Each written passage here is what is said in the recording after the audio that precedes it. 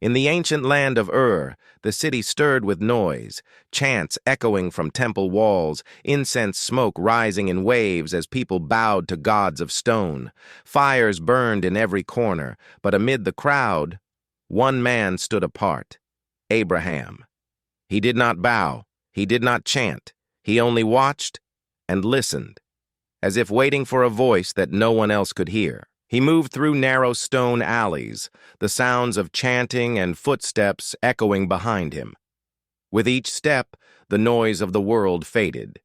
He climbed a worn staircase, slowly, deliberately, drawn by something unseen. At the top, he emerged onto a quiet rooftop, leaving behind the voices of men to meet the silence of the heavens. He stood at the rooftop's edge, eyes lifted toward the heavens. The wind whispered through his robe as if carrying a question skyward. Abraham said nothing, but everything in him was listening. The sky deepened, twilight giving way to velvet darkness.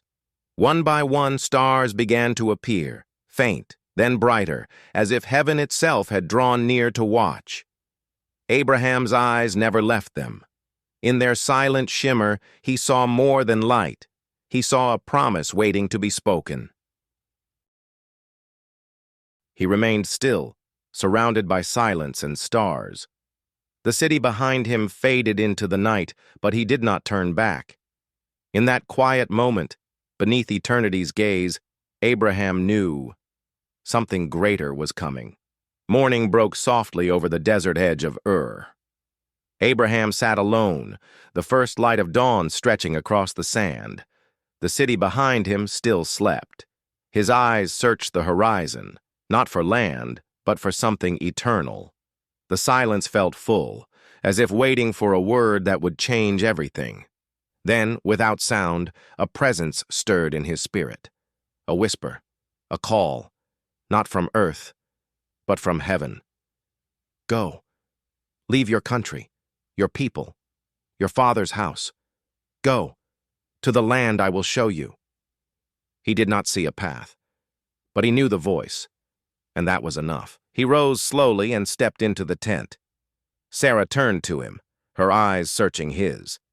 There were no questions, just trust. In a moment of stillness, she nodded. A quiet yes to a journey neither of them could fully understand. With steady hands, Abraham tied bundles, rolled mats, packed provisions. He moved with purpose. Obedience wasn't loud, it was motion. Lot helped gather the animals.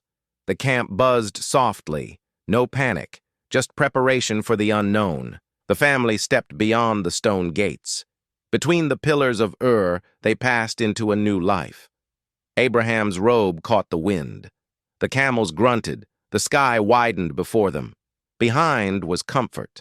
Ahead was only faith. From the rising sun, shadows stretched long before their feet. Every step left certainty behind, but Abraham did not waver. His eyes were fixed forward, and heaven was watching. The land cracked under the heat of famine, but still they walked. Step after weary step, Abraham led his people forward, past drying rivers, across lifeless fields.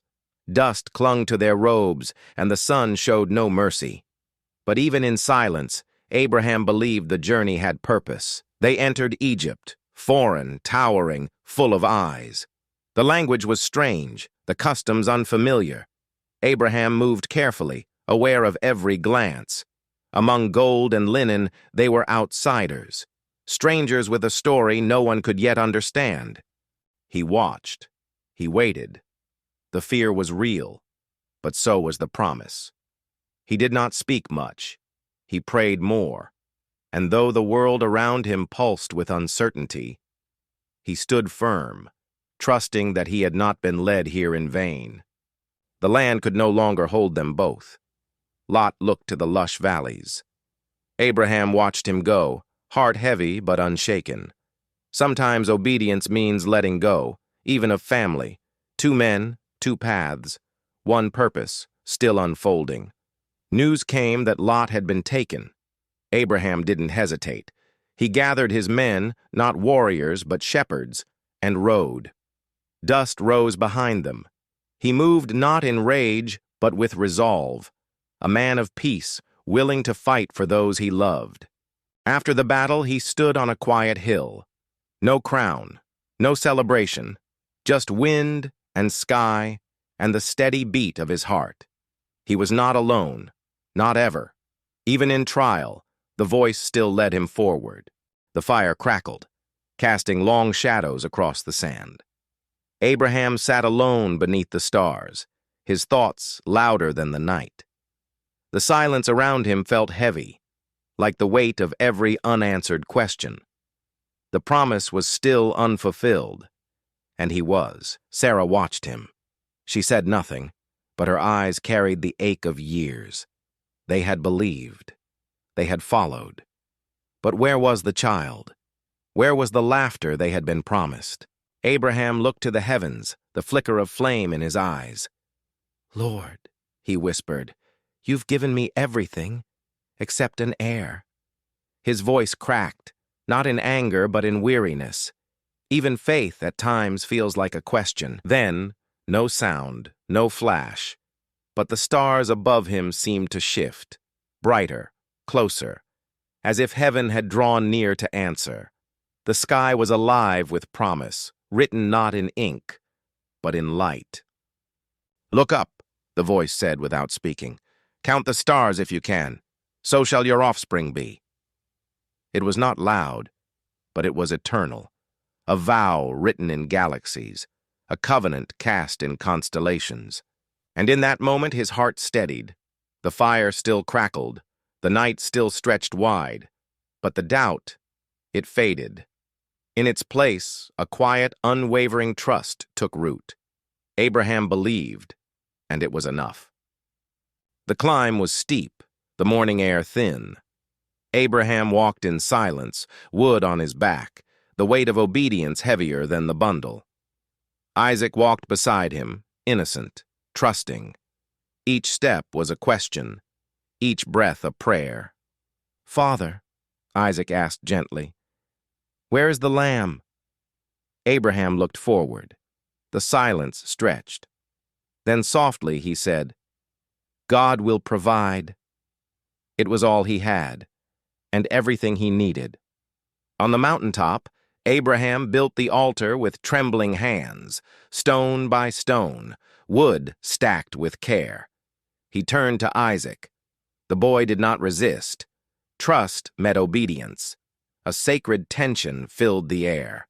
The knife rose slowly, not in anger but in surrender. Abraham's hand shook. Heaven held its breath. Time seemed to freeze as the blade caught the light, poised between sacrifice and promise.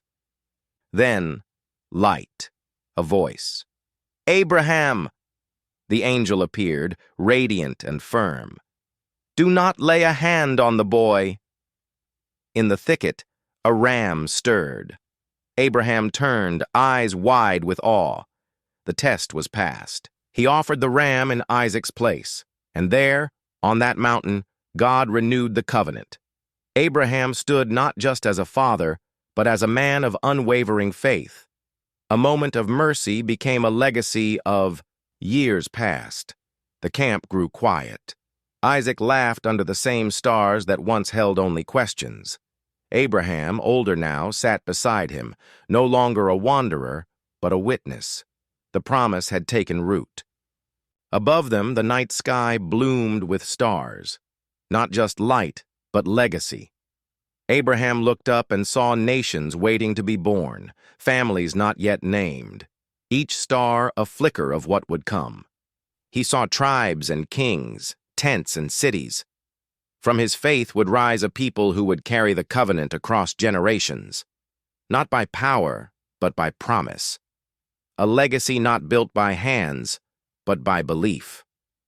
Standing at the edge of the hills, Abraham gazed into the distance. Not just land, but destiny. His heart was full, his journey complete. The silence that once asked, "Why?" now whispered, "Well done."